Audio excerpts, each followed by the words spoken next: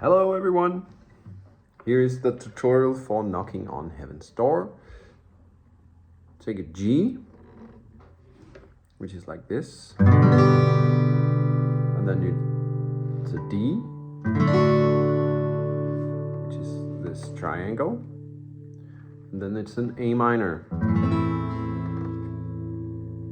The A minor is like the E major, just taking all three down, one string, and then the second round is the same. It's the G, it's the same with the D, but then it's the C. Yeah, and then the strumming is down, down, down, up, down, down, down, up, down.